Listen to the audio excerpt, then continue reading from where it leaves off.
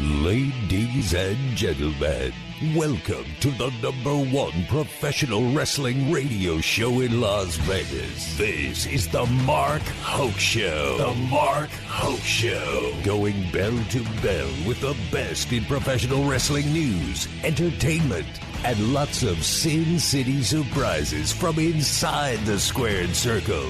Now, let's get to all the exciting pro wrestling action and bring on the host. Here is Mark Hoke. And we return for our number 2 of the Mark Hoke Show here on KDAWN 101.5 FM. It is the talk of Las Vegas, the best in pro wrestling news and entertainment. We got you covered, everybody. Man, I'll tell you what, it is just WrestleMania season, AEW Revolution season, WWE Elimination Chamber coming up. It has been just something super duper special, and I'll actually get myself on the live stream screen here in a second too. There we go. Reuben Bresler joining us as well, but he will be on as soon as whatever alarm is going off in his background gets over with. So he's got a little bit of a noise, and I think we got Reuben back now. Reuben, we got you. Hey, what's going on? Yeah, it's still happening, but I can talk over it when it's whatever, man. Good radio. That's what we got here. All right, fair enough. Well, very happy to have you joining me here. It's like hawk and animal. Yeah, it's nice to be back. I missed you, buddy. It's we've got a good rapport. It doesn't really matter what the subject material is. We were able to banter about it. Well, we're not talking about butterflies or anything like that. Well, not today. No, we're not doing it at all. Not happening. Oh. No, but I've got all these notes. Oh, good. Well, I'm glad you took notes. I've got a few too, but a guy of the butterfly notes is what I meant. Oh, you do. Well, I hate to say it, but you can throw those in the garbage can. Well, darn. Because we're talking pro wrestling here on KDAWN. And I'm going to get our next guest in, senior editor over there at WrestleZone.com. Amazing work, amazing dude, and very much a Cody crybaby. And that's all right. It's okay. He is something special and one of the great backdrops in pro wrestling, too. Matt Black is on the show. Welcome, Matt. How are you? What's up, Mark? If being a Cody crybaby means Cody gets his main event at WrestleMania, then so be it. That's right. That's what we all are here. It's a badge of honor. I remember when that whole thing happened, I found a picture of Cody leaning on that statue of his dad and went off on the Rock. That's how much of a Cody crybaby I was. So, it is what it is. I'm proud of it. I wear that badge right there, baby. It had to be done. It did. It had to be done. It did. Well, so we managed to get back to it, and but we had another promo issue. Now, we talked about what happened with Darby on AEW with Stu Myrick in the last hour. Now, I'm going to pick a bone with this promo that The Rock did on Friday. And Matt, I don't know if you just meeting Reuben here, but Reuben's done comedy and a lot of TV writing and stuff like that. So The Rock comes out and he starts talking about the Utah Jazz and how the Utah Jazz lost. And they didn't cry about it. They came back and worked their way back to the championship. Well, what did Cody do? He didn't do anything. And he gets his rematch. And I'm sitting there scratching my head when I'm watching this promo. And I'm like, what are you talking about?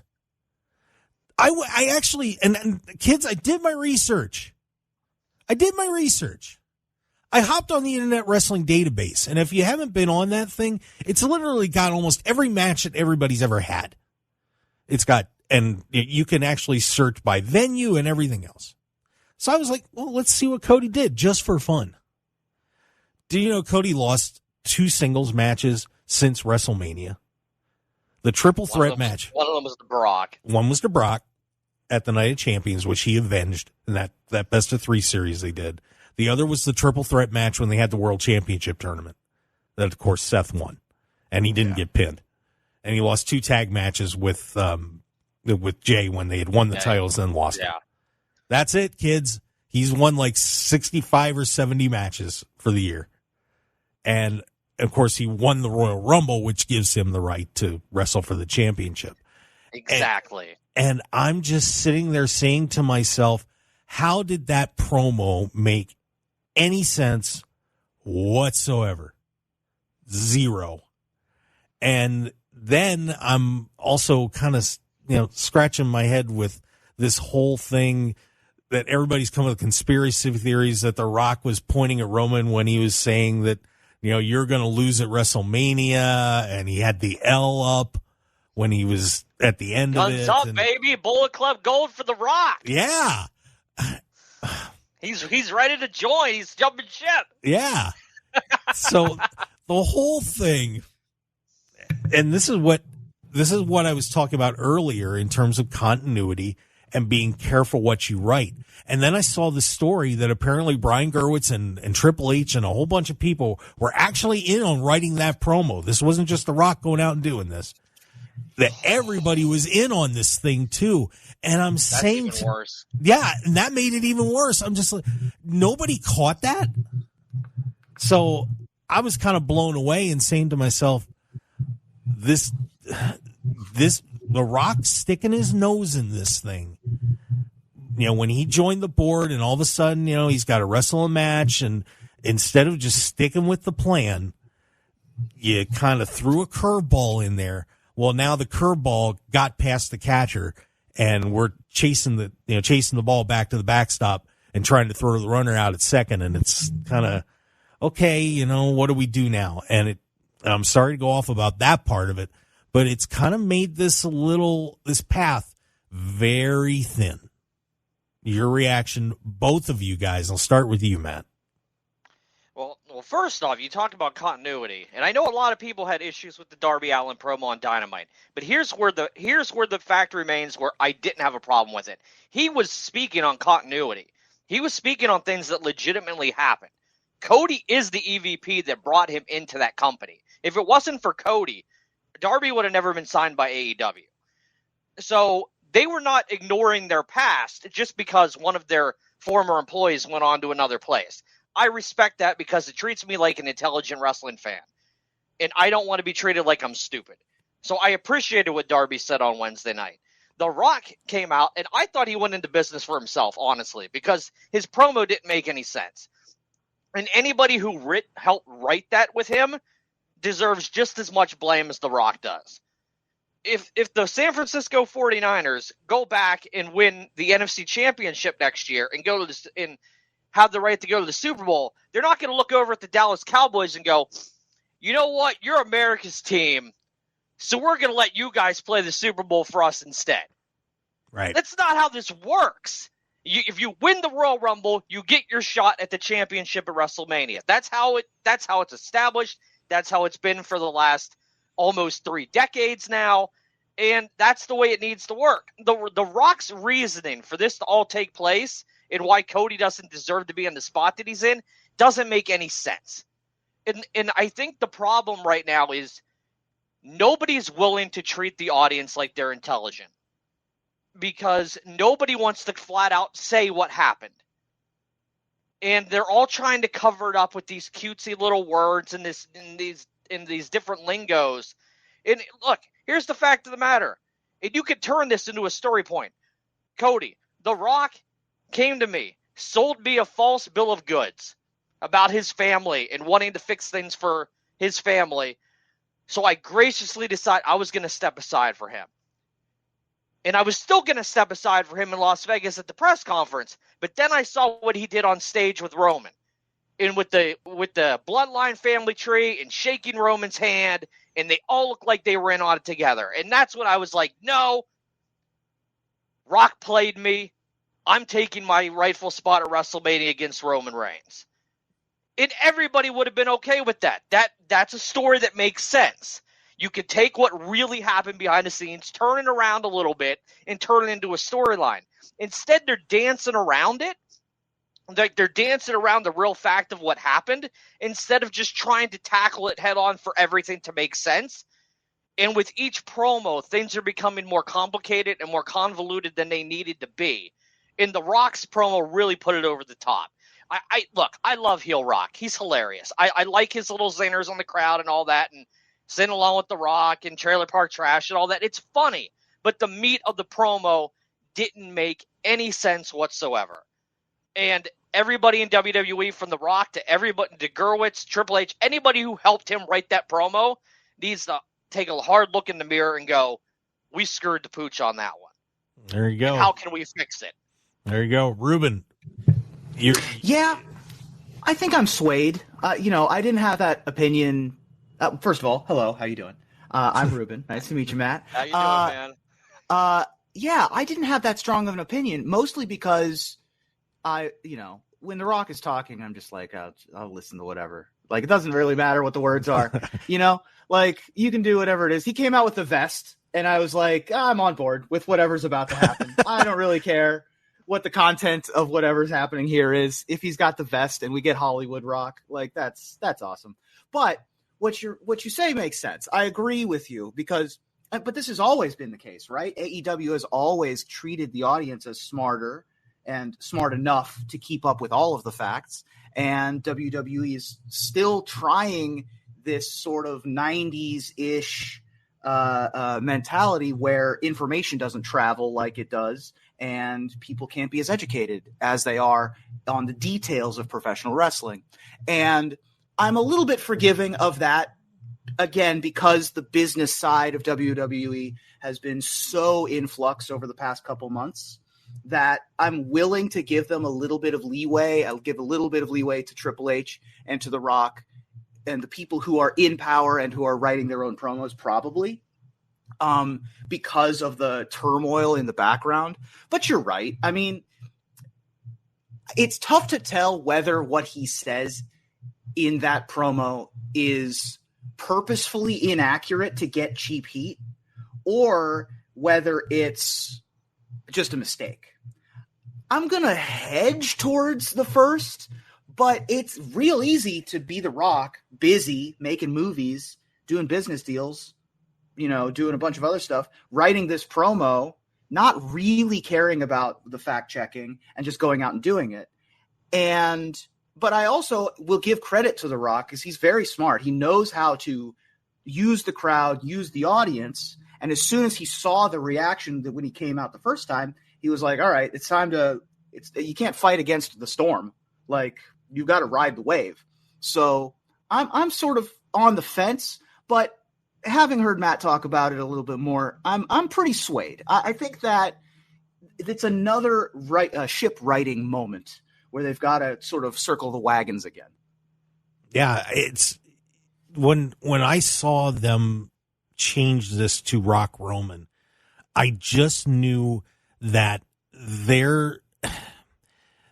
they took what seemed to be a very easy path and just narrowed it to a point where now you're walking on a tightrope, and it's going to be real easy to take a step where now you're going to be kind of, if you picture in your head, you went from walking on a nice, comfortable bridge across there, which, you can always screw it up anyway. But now you're walking on a tightrope and you take that one step and you're kind of wobbling now, holding that pole, and you're like, oh my God, am I going to fall or not? And, it's a precarious position that, quite frankly, The Rock put these guys in, with this comeback. And I'm just going to say this out loud and criticize The Rock a little bit. Over the past few years, he is developing a little bit of a savior complex in a lot of the things that he's been doing. Let's, take a look at some of the things he's done lately. And Reuben, you're a geek guy along with me on some of this stuff. DC Comics with the studios. He went in, they wanted him to be Black Adam, be a Shazam villain, and all of a sudden it turns into a feature film. He wants to make it, he basically wanted to take over DC Comics Studios all of a sudden, make Black Adam the big bad villain and the center of DC Comics. It doesn't work out. The movie loses 9 figures, and it's a disaster, and he ends up getting thrown out of there. He goes in, take over the XFL. It doesn't work out. They end up having to merge. Now they're with the USFL. Doesn't work out. The whole thing with the Maui rescue video that he does with Oprah comes off terribly. And he and Oprah take huge hits on that. And he has to do an apology on that one. Now he comes into WWE. He gets on the board. And we find out months ago that this whole thing was starting to get into motion way before the Cody's wins the Rumble. This wasn't happening right when all of a sudden the Vince McMahon thing broke and CM Punk got hurt. This was in the works even before that. So The Rock seems to have this attitude of when he's getting involved in something, he's going to take it over and he's going to make it better. And he's bombing out lately. And I think he needs to realize sometimes, slow your roll, bud. He's a very successful man, and I don't want to denigrate everything that he's done. I mean, he's one of the most successful men on earth. There's no question about that. But man, that ego is getting out of hand a little bit when he's walking in the door in some of these places, and he has got to learn to pull it back just a little bit. Would you guys agree with that? I mean, here's the thing. If Rock wanted this match so bad, and TKO, the TKO management side of things agreed, despite what Triple H wanted weeks ahead of the Rumble, that Rock was facing Roman Reigns at WrestleMania. You know what you do?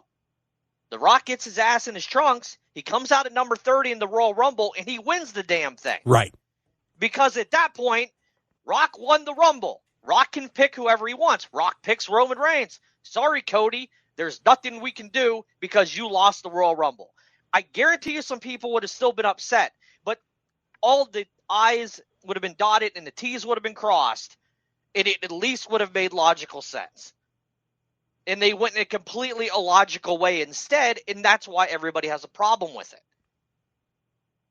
And they still haven't, I give them credit because of the Vince McMahon regime. I don't think they would have pivoted. No. I think Vince would have dug his heels in and said, nope, we're doing Rock and Roman. You're going to love it because I love it, and that's the bottom line, and we're moving on. But Triple H and Rock and everybody at TKO WWE, to their credit, read the room and said, we need to fix this. And they did, but they need to fix it creatively to finalize the foundation for this all to make sense. And I know this is eventually leading to what seems to be Cody and Rollins against Rock and Roman, main event night 1 of WrestleMania 40. I'm assuming, based on the Grayson Waller effect, hosting Rollins and Cody at Elimination Chamber, and Heyman speaking with Waller on Smackdown, that match is going to be set up at Elimination Chamber on Saturday. I would not be surprised if we see Rock and Roman appear at the Chamber on Saturday to confront Rollins and Cody and set up this match. But they still need to make sense as to why Cody stepped aside to begin with and why The Rock is now acting the way that he is. Because until they line that up in a nice little row, there's still going to be people like me out there that are just begging WWE to make it make sense.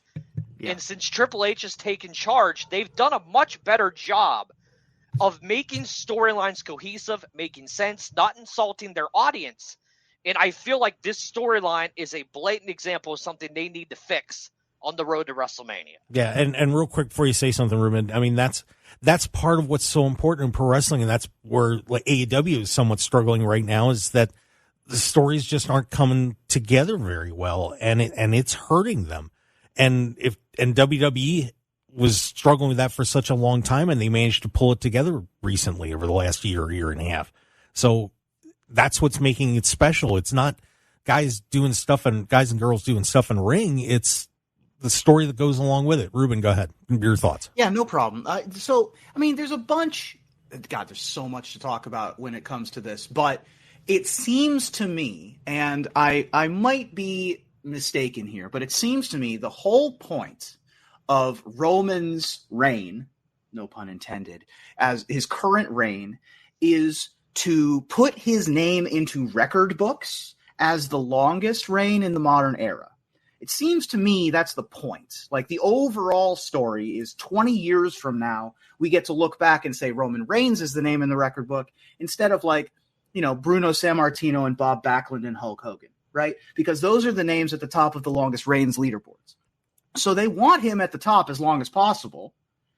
And in doing so, they've screwed the pooch on Sami Zayn. They've screwed the pooch on Cody once already, right? Like, they've sort of wasted a bunch of other opportunities to uplift new stars in the advantage of keeping Roman on top. Hell, Solo Sikoa hasn't done anything in a year and a half because of this storyline. We talk about the Bloodline all the time, but it's really the Usos. I mean, the Usos have really benefited from it as well, but it's really Roman, the Usos tangentially, and that's kind of it. A lot of the other storylines are getting pushed down or diverted. Even Seth, like, is suffering because of how much oxygen the Bloodline storyline is taking up in the room. So do you cut that off in 50 days from now, and you don't have the number on the streak yet, but you get the Cody Mania that you want? You know, at what point is the tipping point where we do get the Bryan Danielson effect, where he wins the championship? Or is it another coming up short moment for someone like Cody where, you know, we just don't see the title change again? It continues to be kind of stagnant. Like, how many times are we going to see the same match with Roman? It's a cool story. The Bloodline story and Roman's story is amazing, but they've managed to take a cancer survivor and make him a not liked person. You know, it's mind blowing to me. And I don't know where the breaking point is for that. And that's where I'm at with it. It's a fascinating drama. It's why I enjoy the writing, but you gotta stick the landing. And the landing is, when does Roman lose? Great point, Reuben. You're the man. I missed you so much. Thanks, buddy. All right. And with that, we're a little bit behind, so I got to get a break in here, guys. When we come back, we're going to keep this rolling with Matt Black and Reuben Bresler here on the Mark Hoke Show. Oh, man. This is why we love pro wrestling. It's just awesome, isn't it, everybody? Oh yeah. It's so much fun. Stick around, everybody. We got a whole lot more to talk about because the Elimination Chamber is coming up. Maybe you want to put a little bet down. I got the betting odds and all sorts of great stuff. Stick around. We'll be right back.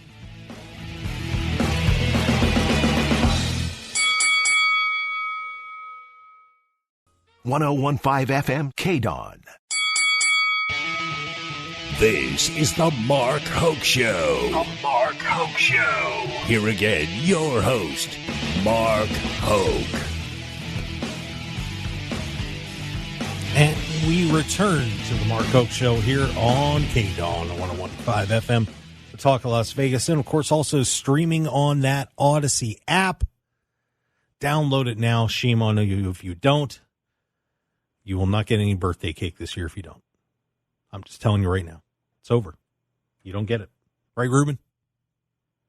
I mean, we'll see. We can negotiate. We'll see. We can change the storyline depending on how the audience reacts. I suppose we could. Reuben Bresler along for the ride with me, and we've got Matt Black from WrestleZone.com, senior editor over there.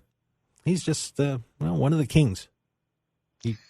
That's how it goes, man. Very happy to have him on the show. By the way, we got some comments in the chat box. Marcha saying, we're all Cody crybabies, and he wants a rock concert before WrestleMania. So there you go. Oh, that'd be good. Yeah, get guitar rock out there to introduce the show. That'd be nice. Jeez, trying to think. I think it'd be funny. Yeah, that'd be great. I hear Elias isn't doing anything. He wrestled at Wrestling Revolver last night. Yeah, well, I'm just saying. Elijah. Oh, excuse me. I was going to say, Elias's brother is also available. I think Hammerstone could do a concert, too. He rocks out. Get them both out there. Why not? It'd be fun. Yeah. What else we got in here? Boogs, didn't he play guitar? Yeah. Yeah, we could get a whole band up there. What's the deal? Sure. Why is WWE releasing all the guys that play a mean guitar? They gonna bring Heath Slater in, do 3MB again? Oh, that'd be kind of fun actually. But we're coming up with some crazy stuff. Oh, let's see. Gamer Bear says the great guy, the amazing dude, he's back. I'm assuming they're talking about Matt Black. So I appreciate that. Yeah, there you go. Gary Johnson in the chat box also said, to me, it's a no-brainer. Put wrestling on TV Saturday morning like they used to. More viewers mean more interest. Interesting. More fans, more money, et cetera, et cetera, et cetera. I do miss Saturday morning wrestling. Saturday morning wrestling is cute. I like that. That's how I grew up watching it. I became a fan from watching, Wrestling Challenge and WWF Superstars on Saturday mornings. Like, I think that's a great way to hook a younger audience early and keep them invested as they continue to grow up. I don't understand why there isn't a Saturday morning wrestling show from any of the top companies right now. I think it's a missed opportunity. Yeah, I miss it too, because that's where I got a lot. I mean, one of the stations that I grew up with had a nice run of WWF and NWA with their syndicated show. And I think World Class was on after that too. Yeah, they just did Saturday morning wrestling. It was awesome. I was in pure heaven. It was amazing. That can be a more lighthearted show too. That would be a show that like Big E would host. There you go. Like when all the members of the New Day retire, just let them choose whatever they want to do and put it on Saturday morning for the kids. Like that'd be kind of fun. That'd be all right. I'd be okay with that panel they had at the WrestleMania press conference too. That was a nice little group. Absolutely. Yeah, that was a good team they put together. I was not convinced that was going to work. I am not the world's biggest CM Punk fan, but I really appreciated the mix of what they had in that four top. Yeah, anybody that wrecks the man bun and says let them fight, I'm down. That's all right. I give that a win. Well, we've got a pay-per-view coming up here. Excuse me, premium live event. Coming up here on Saturday morning. I can't wait to get up there you go. Saturday morning. Yeah. Oh, 2 a.m. though. Yeah. Well, 5 a.m. for me. Right. That's a little early for the kids. I have so many questions about this. I'm so sorry to jump in. If you have a setup here, Mark. Well, I'll just tell everybody what's going on. WWE Elimination Chamber as we continue the road to WrestleMania coming up. And right now, 4 matches are on that card. And let me pull that up for you real quick. The Judgment Day, Finn Balor and Damian Priest will defend the WWE Tag Team Championships against the New Catch Republic, Pete Dunne and Tyler Bate. So that one's going off. We've got the Women's Elimination Chamber match. Winner is going to get Rhea Ripley. That's Becky Lynch, Bianca Belair, Liv Morgan, Tiffany Stratton, who won her way into that. Naomi, and then whoever wins this last chance battle royal on Monday. Rhea Ripley defends her Women's World Championship against Nia Jax. And then the Elimination Chamber match for a shot at Seth Rollins' title. Drew McIntyre, Randy Orton, Bobby Lashley, LA Knight, Kevin Owens, and Logan Paul will be facing off in that one. And just to real fast give you betting odds on this, I'm just wondering if there's a little bit of maybe a chance to steal some money here. Judgment Day is a minus 2,000 against Pete Dunne and Tyler Bate, and I'm almost wondering if dropping a 5. No, there's no way. Awesome, dude, that would be awesome hilarious. Winning those tag titles at WrestleMania. All right, fair enough. They've set that story up. I love Dunn and Bate. They're not winning on Saturday. All right, fair enough. I just throwing it out there. That would be incredibly shocking. Rhea Ripley is minus 5,000 against Nia Jax, who's a plus 1,000. You're not beating her in Australia. No. Yeah, that's not happening. I will give an unpopular opinion, though. Yeah. Maybe unpopular. Nia Jax is dangerous in the ring. Like, she hurts people. But her most recent run has been her best run. I would agree with that. So I don't hate it. Jax was also born in Australia. So this is kind of a big match for both of them. Nice. I think they're going to main event. I think they're going to give Rhea and Jax the main event of the show. So that'd be awesome. We'll see what happens. No, that would be terrific. And then the men's match, they don't have the women's match because it's not complete yet. Drew McIntyre is a minus 165 favorite. Then it's Orton plus 300, LA Knight plus 325, Logan Paul plus 750, Bobby Lashley, Kevin Owens are plus 1,000. So no surprises there, guys. Think they've got it right? Yeah, no surprises. I mean, they've been setting up Rollins McIntyre. I love this hilarious heel turn. I prayed for this McIntyre. It's very good. So no surprises here. LA Knight is someone that WWE has screwed the pooch on again, but I'd like for him to, get something at some point. But I think Drew probably ends up here. Here's the one thing to keep in mind. While I do think the smart money is on Drew at the moment, if Randy Orton or LA Knight walk out of the Elimination Chamber with this win, look out for Damian Priest on night 1 of WrestleMania 40. Yes. Because I would not be surprised if after that tag match ends, if Orton or Knight win at the Elimination Chamber, Priest cashes in on Rollins after that tag match, and he walks into night 2 of WrestleMania with that World Championship after losing the tag titles earlier in the show. But then he's going to lose that title on night 2 to either LA Knight or Randy Orton. So he's going to have a one-day reign. But I'm just saying, smart money is, I would say the smart money is on Drew. But if Orton or LA Knight win that match, look out for the cash in a WrestleMania 40. Absolutely agree. So one of my questions, though, is about the men's elimination chamber. And speaking of superstars from Australia, they didn't put Bronson Reed in this elimination chamber, which seems a weird choice to me. There's a personal reason for that. Okay. His wife is scheduled to give birth weekend of Elimination Chamber. He wants to be home for that. Got it. I think if his wife was set to give birth at any other point, he would have been in. Cool. All right, that makes perfect sense. I just didn't know that concept. Yeah, it's not a big publicly known thing, but his wife is scheduled to give birth right around the time of that event this weekend. Well, good on Bronson for that. Then I'm sure that was a conversation they had. That's upsetting. I would have liked to have seen. I mean, also this is he deserved a spot. Yeah. Usually they like to put one of the big boppers in the Elimination Chamber too. They put like a Samoa Joe or an Otis or like one of the big guys. And the closest we have to that, I guess, is Lashley. Yeah, I mean, but that's not what I'm looking. That's not what I'm talking. You know what I'm talking about. No, I get what you mean. But because this is these are a lot of spectacular athletes, but it's kind of the same athlete 6 times, and I like it when there's a different body type matchup happening in these types of cage events.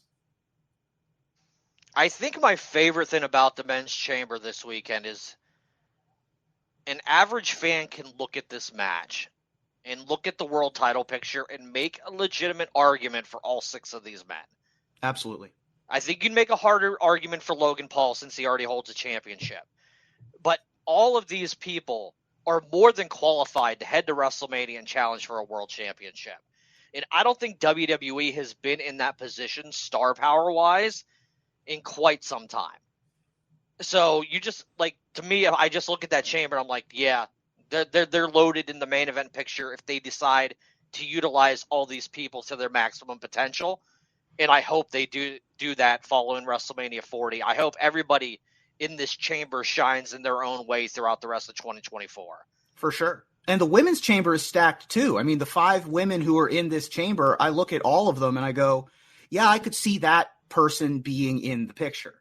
So they're doing a pretty good job with their the B level of the card on both sides of the ball. Yeah, and how about the rise of Tiffany Stratton?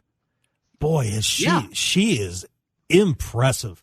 I remember when the vignettes first started playing for her on NXT, and I was just like, oh, we got another, cute blonde. But boy, she has just absolutely impressed the hell out of me. And it's not going to be long before she's going to meet her at the top of this card.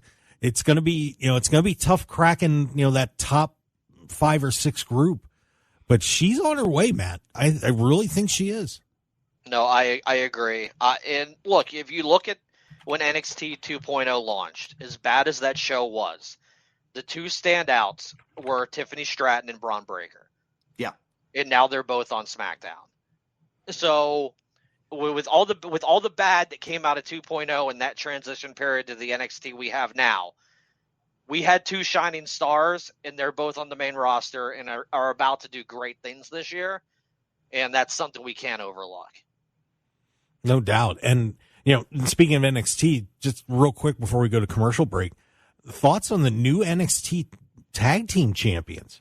Yeah. Bron Breakker and Baron Corbin. I mean, wow. I've been a Baron Corbin, I'll call it apologist, for a while. He's a worker. I'm glad that he's got a belt again. Like, he's just he puts in the losses, he's willing to be a little bit of a jobber, and that's okay. But now he's got his flowers for it, and I'm really excited for him. I'm not sure I would have done it if Breakker was scheduled to be called up. And that's my only hang up on it. Like, is Breakker going to be working both shows for the foreseeable future until they drop those titles? Because if he's just going to be strictly SmackDown now, I think that was a mistake. I'd like to see them. Triple H and Shawn obviously work well together. I would like to see some kind of, he can continue to work NXT with Baron until they drop the titles at probably like Stand and Deliver WrestleMania weekend or something. But after that, he's ours. Like, to me, that's the main thing you need to contribute to. And you need to, for people who watch everything, you need to make sure the Bron Breakker character we're seeing every Tuesday on NXT is the same Bron Breakker we're seeing Friday night on SmackDown. Yeah. You can't change who he is. Yeah. Vince was way too gun happy to take everybody who Triple H created in the original black and gold NXT and change them when he brought them to the main roster and left you feeling like, why did I invest all this time in this guy or girl when now they're on the main roster and they're completely different and they're not being used how I want to see them used? So I just hope that they continue to bridge that gap between NXT and the main roster. The people that you're watching on Tuesday nights are the same people that you see when they get brought up to Raw or SmackDown. I would agree with that 100%. All right, let's take our final break. And when we come back, we've got a little bit more time with Matt Black from WrestleZone and my tag team partner, Reuben Bresler. It's good to have you home, brother. It's good to have you home. We would be minus 2,000 against the Judgment Day, too, though. I don't know about that. I mean, in Australia. In Australia. Okay, that's fine. Yeah, you'd be all travel messed up. I can handle it, but I don't know. Stick around, everybody. We got a whole lot more on the Mark Hoke Show. We'll be right back. 101.5 FM KDAWN. You're listening to the #1 professional wrestling radio show in Vegas, The Mark Hoke Show. The Mark Hoke Show. Now, here again is Mark Hoke. Hey, let's do this one more time, shall we? I'd do it all day, but, they won't let me. They should, They though. don't pay you enough. Well, that's another subject, but we won't get into that, shall we? Well, maybe WrestleZone should start paying me. That'd be cool. There you go. I'll come work for you guys. Yeah, that'll work. That's a way to get hired. I don't have that much pull there. Right. It's all good. But, of course, we've got Matt Black from WrestleZone and Reuben Bresler joining me, having a terrific time here on the Mark Hoke Show, the best in pro wrestling news and entertainment. And, of course, just covering all the great news in pro wrestling. Now, we had already talked about the Darby Allin Sting promo a little while ago. But, Matt, I want to ask you a very simple question. And I got to keep this, we got a few minutes, so I got to keep it short because I got one other thing I want to ask you about, too. Gotcha. Should Darby and Sting win at AEW Revolution? Yes or no? It's Sting's call. At the end of the day, it's Sting's call. Sting wanted the Young Bucks match. Sting got the Young Bucks match. If Sting wants to win, let him win. If Sting wants to go out on his back, let him go out on his back. To me, if he's losing, I don't think he can main event the show because I don't think you want to end the show on a down note. because I think that would kind of deflate a gigantic crowd that's there to see Sting. So if he's winning, I'd say close the show with it. If he's losing, I'd say do it earlier, like a couple matches before the main event, just so you can bring people back up at the end of the show. But to me, at the end of the day, it's his call, and I can't fault him either way for whatever he wants to do. If he decides to win and they do a tournament for the vacated tag team titles, I think that would be a great way to reestablish that tag division that's kind of been almost treated as a second, like an afterthought over the course of the last year.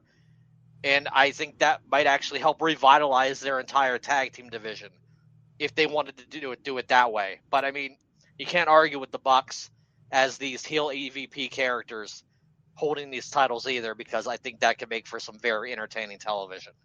Yeah, it could go either way. So I really do think it could go either way. Yeah, then we'll see what Tony Khan's going to cook up on that. So yeah, just should be it's going to be an intriguing night out there in Greensboro coming up.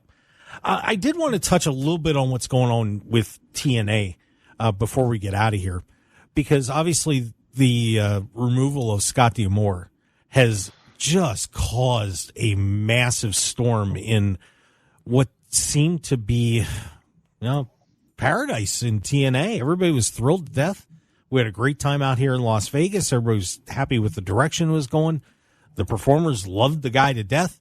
And, Scott was trying to do some things there. Anthem said no. And the guy that pretty much saved that company is out. And letters are being sent to them saying we want Scott back. The talent's not happy, and it's a mess. It's an absolute mess. What are you guys hearing over there at WrestleZone about this situation? Nobody's happy. I haven't talked to anybody who's happy about this. When they first put the brand launch back from Impact to TNA, I was like, the one thing that this company can't do when it rebrands in 2024 is to allow the LOL TNA meme to return. And that's what they've done. They're LOL TNA again, because people this company can't get out of their own way. And Scott D'Amore was steering the ship in a very positive direction. The locker room was very happy, a united front. They loved working for that guy.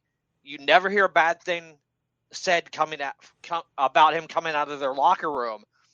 And now, just because he wanted a bigger budget for TNA, or he wanted to make the company better than it is right now, Anthem, it seems like Anthem saw him as some kind of threat and terminated him, which to me is just ridiculous, because if it comes out eventually that he did something horribly wrong and they released him, fine.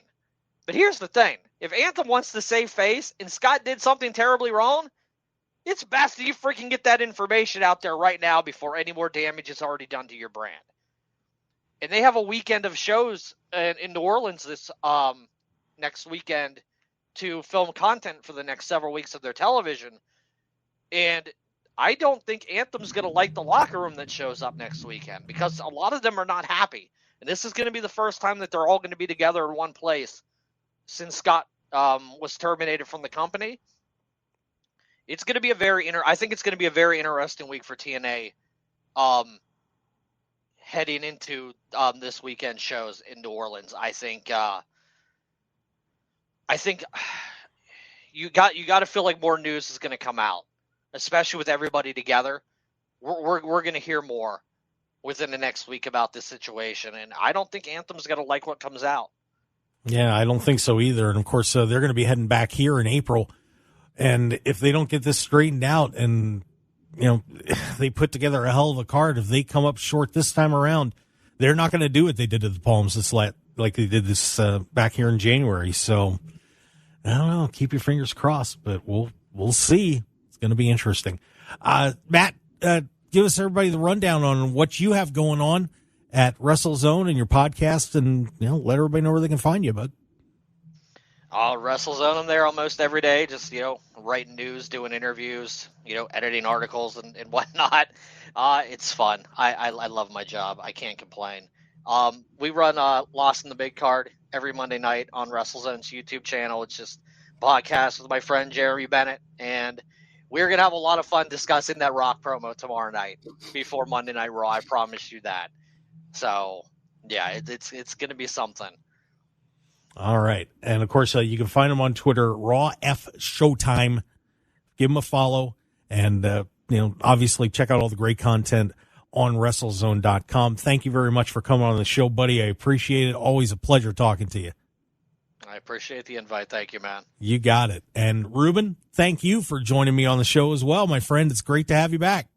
Hey, man. I really appreciate you opening the door back up for an old friend who hasn't done this in a minute. Fun to talk. You bet. Well, that's going to do it for us here on the Mark Hoke Show on KDAWN. Hey, please do us a favor. Give us a like on X, Twitter, or follow. Like on Facebook if you can. Subscribe to us on YouTube. Those are really important to us. If you could take 1 second, just go to YouTube, The Mark Hoke Show, and click that subscribe button. We would certainly appreciate it. That helps us support the show.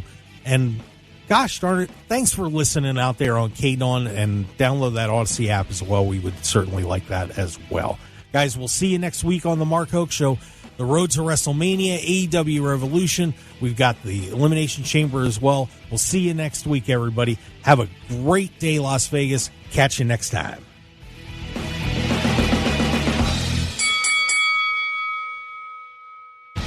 Want more of The Mark Hoke Show? Follow us on Twitter at Mark Hoke Show. Like us on Facebook at The Mark Hoke Show. And visit markhokeshow.com to keep up with everything happening with the show. And remember to check out all of our archive shows on YouTube at The Mark Hoke Show, and download our podcasts at markhokeshow.podbean.com and all your favorite podcast outlets.